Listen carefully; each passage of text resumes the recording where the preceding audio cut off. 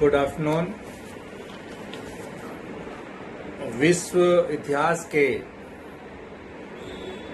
इस chapter Italy का एकीकरण के अध्ययन में आप सभी विद्यार्थियों का स्वागत है।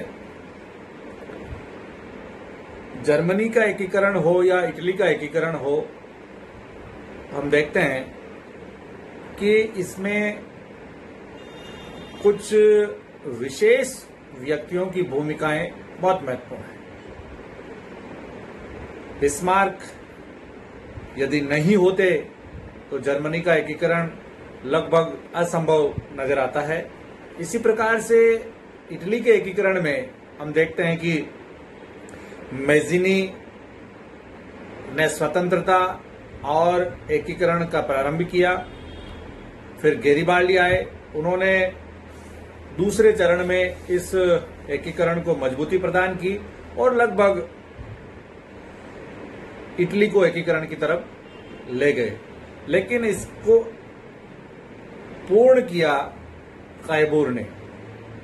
कैबूर के बिना हम देखते हैं कि इटली का एकीकरण अधूरा सा लगता है। तो आज हम देखेंगे कैबूर व इटली का एकीकरण दूसरे चरण में, यानी फाइनल चरण जिसमें इटली का एकीकरण संभव हो पाया। तो कौन थे ये कैबूर और क्या इनकी भूमिका थी, इस पर आज हम दृष्टि डालेंगे। कैबूर मैज़िनी एवं गेरिबाल्डी की तरह एक लोकप्रिय नेता तो नहीं था, पर इटली के एकीकरण में उसका हाथ उनसे कहीं अधिक था। काउंट कैमिलो डी कैबूर का जन्म 1810 में सार्डिनिया के एक कुलीन घराने में हुआ था। उसे सैनिक शिक्षा दी गई तथा वे सेना में इंजीनियर के पद पर नियुक्त हो गया, परंतु बाल्यावस्था से ही वे उदाख आंदोलन से पर्याप्त प्रभावित हुआ था। वह निरंकुश राजतंत्र का विरोधी था। इस कारण से 1831 में उसने सैनिक सेवा से त्याग पत्र दे दिया और 15 वर्ष तक देहात में रहकर उसने एक जमींदार का जीवन व्यतीत किया। उसने उस 15 वर्ष के काल में अपनी जमींदारी को विकसित एवं उन्नत किया। वह आर्थिक और राजनीतिक समस्याओं में अभिरुचि रखने वाला व्यक्ति था। इसी काल में उसे इंग्लैंड जाने का अवसर भी प्राप्त हुआ। वह अपने देश की राजनीति में भाग लेना चाहता था, परंतु वहां कोई प्रतिनिधि संस्था न होने के कारण वह कुछ समय के लिए इस देश से वंचित रहा। अतः वह कहा करता था, काश मैं अंग्रेज होता तो इस समय तक मैं बहुत कुछ बन गया होता और मेरा नाम पूर्ण ज्ञात नहीं रहता। 1848 में वे पीडमोंट की संसद में ट्यूरिन की ओर से निर्वाचित हुआ। उसका कहना था कि इटली का निर्माण स्वतंत्रता के द्वारा ही हो सकता है, अन्यथा हमें उसके निर्माण का प्रयत्न ही छोड़ देना चाहिए। अपने विचारों को जनता तक पहुंचाने की दृष्टि से इल रिसर्जिमेंटो पत्र का प्रकाशन भी प्रारंभ किया। 1850 में वे वाणिज्य और कृषि मंत्री पद पर नियुक्त हुआ। आर्थिक एवं राजस्व संबंधी सिद्धांतों का उसे अच्छा ज्ञान था, इसीलिए उसे 1851 में वित्त मंत्री पद पर नियुक्त किया गया। कैबूर का प्रधानमंत्री बनना। उसके प्रशासनिक कार्यों से प्रभावित होकर विक्टर इमैनुअल ने, जो उस समय के इटली के शासक थे, ने उसे 5 नवंबर 1852 को डी एस्ग्लियो के स्थान पर इटली का प्रधानमंत्री नियुक्त किया, क्योंकि डी एस्ग्लियो ने त्यागपत्र दे दिया था। कुछ सप्ताहों को छोड़कर वे अपने शेष जीवन भर, यानी कि उसकी मृत्यु 1861 तक इसी पद पर बना रहा। व्हाइट का कहना है कि कैबूर के प्रधानमंत्री पद पर नियुक्त होते ही इटली के इतिहास में एक नवीन अध्याय प्रारंभ होता है। अपने इस काल में उसने एक कूटनीतिक तथा अद्वितीय राजनीतिज्ञ होने का परिचय दिया। कैबूर की गृह नीति। केवूर की ये धारणा आरंभ से ही थी कि इटली की स्वाधीनता और एकता के कार्य में सेवाई वंश तथा पीडमॉन्ट का राजतंत्र ही अपना नेतृत्व प्रदान कर सकता है। यानी कि उसका मानना था कि राजतंत्र तो हो, लेकिन वो इतना अधिनायकवादी नहीं हो, क्रूर नहीं हो, जिससे जनता में जो राजतंत्र के प्रति जो लगाव है उसके माध्यम से शासन आसानी से किया जा सकता है, लेकिन वो जनहितकारी हो। परंतु पीडमॉन्ट के नेतृत्व के लिए वे यह आवश्यक समझता था कि उसकी शासन प्रणाली इंग्लैंड की शासन प्रणाली की भांति संवैधानिक राजतंत्रीय हो तथा उसका प्रशासन इटली के राज्यों में एक आदर्श हो। इसलिए उसने अपनी गृह नीति का एकमात्र यही उद्देश्य बनाया कि पीडमॉन्ट का शासन उदार एवं जनहितकारी हो। इस उद्देश्य की पूर्ति के लिए उसने निम्नलिखित साधन अपनाए। नंबर 1, पीडमॉन्ट के व्यापार को विकसित करने के लिए उसने स्वतंत्र व्यापार की नीति अपनाई। इसके अलावा उसने यूरोप के कई देशों इंग्लैंड, फ्रांस, बेल्जियम से व्यापारिक संधियां की, चुंगी कर भी उसने कम कर दिए। इन सब का परिणाम यह हुआ कि देश का व्यापार बढ़ा, विदेशों से दैनिक जीवन की आवश्यक वस्तुओं का आयात होने लगा, जिससे कि वे वस्तुएं सस्ते दामों पर जनता को उपलब्ध होने लगी। दूसरा, उसने देश का औद्योगिकरण भी कई प्रकार से किया। कई वस्तुओं के बड़े बड़े कारखाने स्थापित किए, उनका उत्पादन बढ़ाया तथा सामान को एक स्थान से दूसरे स्थान पर सुगमता से पहुंचाने की दृष्टि से उसने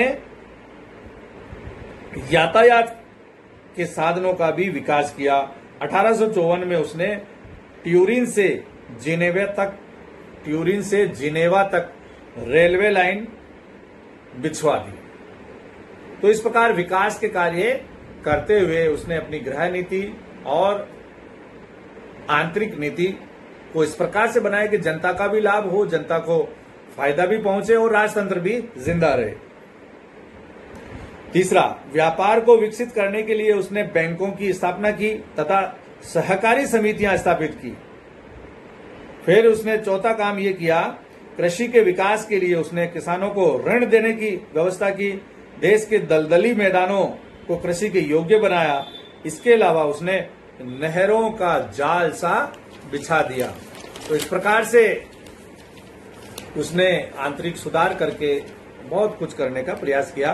पांचवा, उसने शिक्षा के महत्व को भी समझा, अतः उसके विकास के लिए उसने जगह जगह स्कूल और महाविद्यालय खोले। छठा, कैवूर धार्मिक सहिष्णुता का व्यक्ति था। वह नहीं चाहता था कि प्रशासन पर कैथोलिक धर्म का प्रभुत्व हो, अतः उसने चर्च को विशेषाधिकारों से वंचित कर दिया। गिरजाघरों की भूमि पर कर लगाकर उसने उन्हें राजनीतिक नियंत्रण में लेने का प्रयास किया। जेसुइट पादरियों को उसने देश से निकाल दिया। इन सुधारों के अलावा उसने सेना की ओर भी ध्यान दिया। जनरल लॉ मोटमोरा को उसने सेना का अध्यक्ष नियुक्त किया। 90,000 सैनिकों की उसने एक सुसज्जित सेना तैयार की। राज्य की सीमा पर दुर्ग बनवाए। जल सेना की ओर भी उसने ध्यान दिया। सेना में वृद्धि करने से सरकारी खर्च में भी वृद्धि हुई। इस बढ़े हुए खर्च की पूर्ति के लिए उसने करों में भी वृद्धि की। केवूर गृह नीति में बड़ा सफल रहा।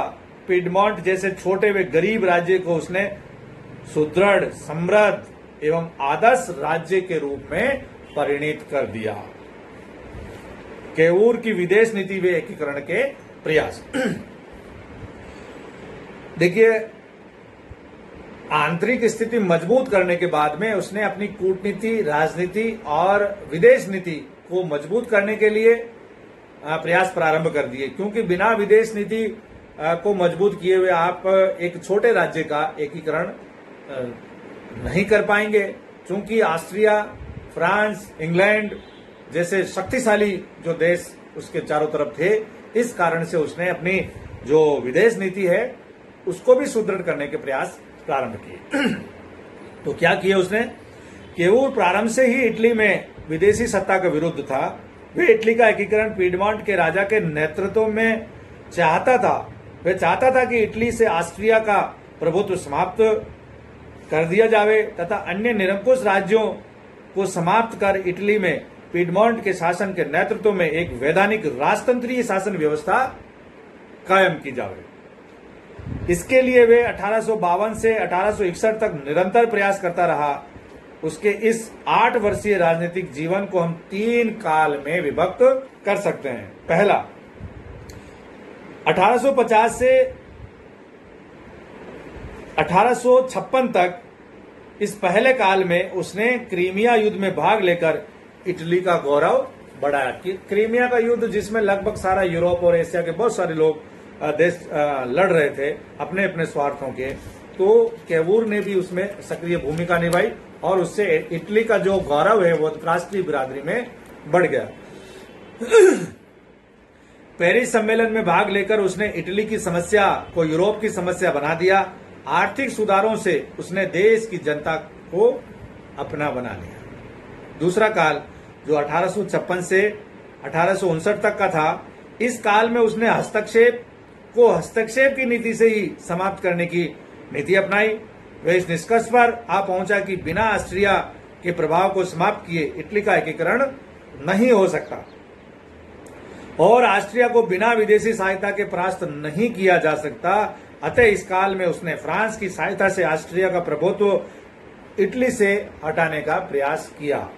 हस्तक्षेप को हस्तक्षेप से मिटाना, क्योंकि ऑस्ट्रिया बहुत ही ज्यादा महत्वाकांक्षी था, तो उस ऑस्ट्रिया की महत्वाकांक्षा को दबाए रखने के लिए उसने उसी की नीति अपना ली कि इसके हस्तक्षेप को खत्म करने के लिए इंग्लैंड या फ्रांस से हस्तक्षेप कराया जाए।